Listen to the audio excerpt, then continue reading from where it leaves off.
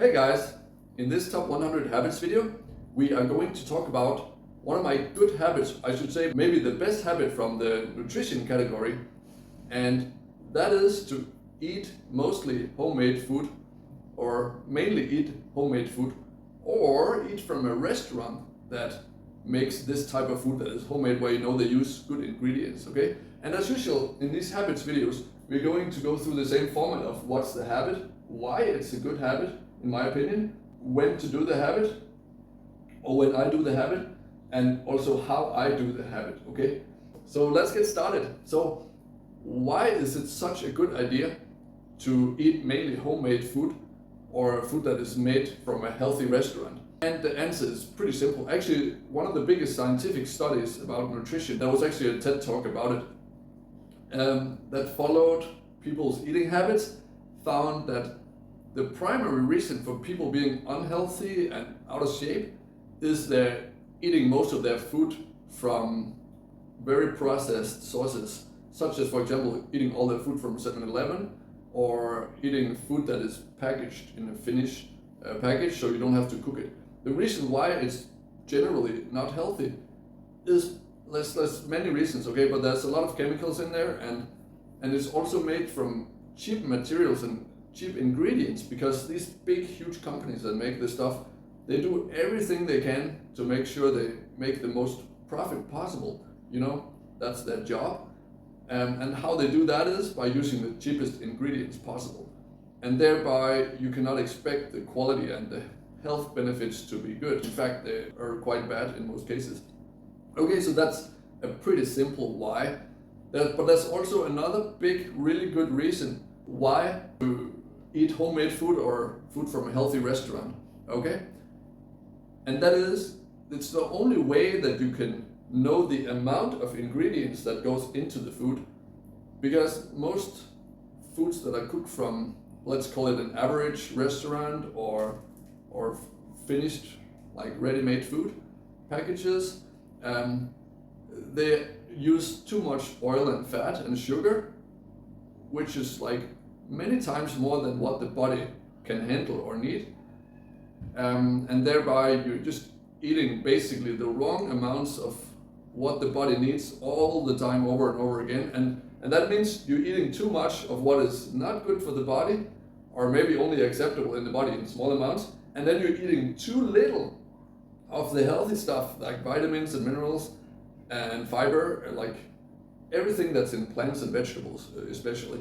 You're getting too little of that if you're eating from highly processed food sources, okay? So that's like two really good reasons, like the amounts of ingredients and the quality of the ingredients, right? The reasons don't get any stronger than that. Like the reasoning, the logic behind this habit is so strong that I would say it's the most important nutrition habit of all, okay? Even though there are many. So that was the why. Now let's talk about when. There's different options, okay? Like your breakfast, usually, I think most people cook their breakfast themselves, okay? Then there's other options, like you can do food prep, where you cook a whole lot of food and put it in boxes in the fridge, and then you have your food ready. That's one way of doing it. Another way that I use, because I don't usually food prep, okay? Sometimes I do it in small batches, or we do it in our household. But another way of doing it is actually to have a couple of restaurants that you know that are healthy, use good ingredients, and then pick the menu items from their menu that you like the most, and then you can be a returning customer, and maybe you can build a relationship with the restaurant where you talk about adding less oil, for example, or less sugar in the food, or don't use sugar in the food, okay? Because that way you can get this very similar result of food quality from a restaurant as from making it yourself, which can be convenient, okay? So that's the when. If you have to get it from a restaurant, let's say for your lunch and your dinner, if that fits your lifestyle and work schedule, then in those cases you can build a good relationship with a good restaurant in that way I just mentioned. So, and then cook a good breakfast for yourself. I always cook an omelette with 4 eggs, salt and pepper, maybe a tiny bit of cheese actually. I do like to put, and then it melts and it tastes really good. depending on my diet. Not if I'm going to lose weight, then I won't do this. But sometimes when I work out and train a lot, like I'm doing right now, I'm preparing to race the Thailand Championship of motocross, actually this weekend. So I'm really excited about that. But then I will definitely add the cheese to get extra calories, because I burn so many calories training that I'm actually losing weight during my training if I don't eat enough. So that was the options related to the when, okay? Now let's talk about the how, and this is really important. So it's important that you practice to eye measure your amounts of food. You don't need to count calories in order to maintain or lose body weight or gain weight, whatever your goal is.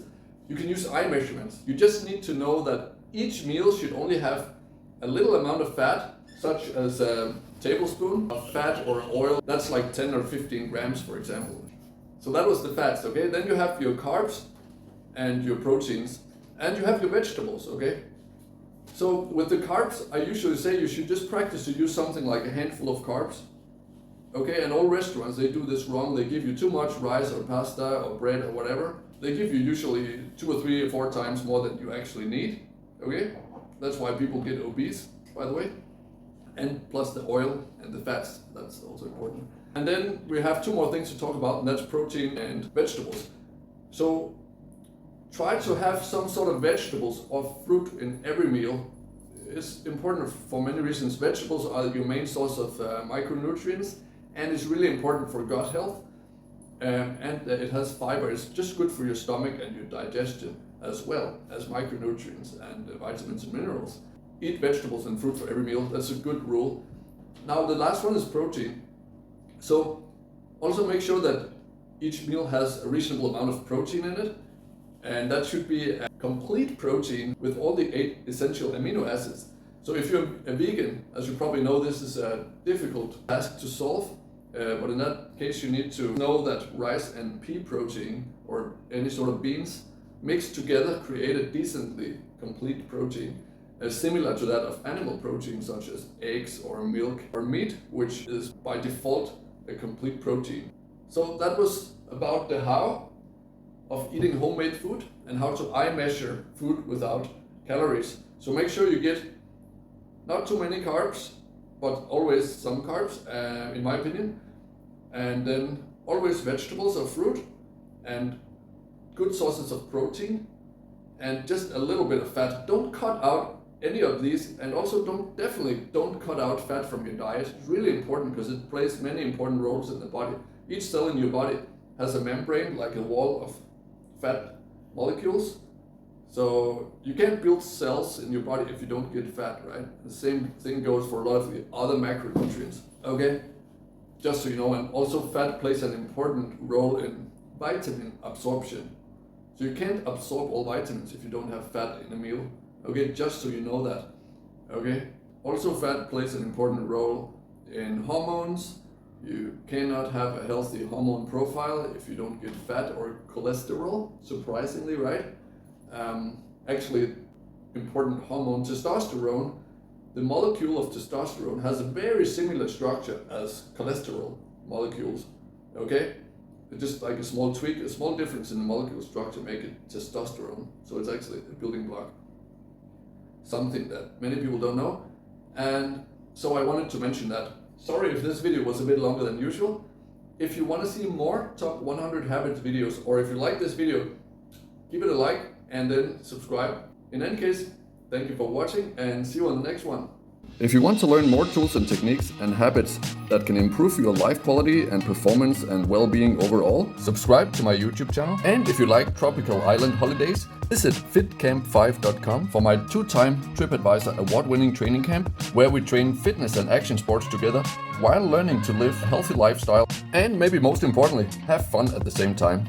And if you're really serious about improving yourself, you should definitely check out my full online courses, where I share step-by-step programs on how I developed my own routines over the last 12 years as a CEO, working in 4 different countries, while being a successful competitive athlete with more than 20 years of experience in fitness and nutrition.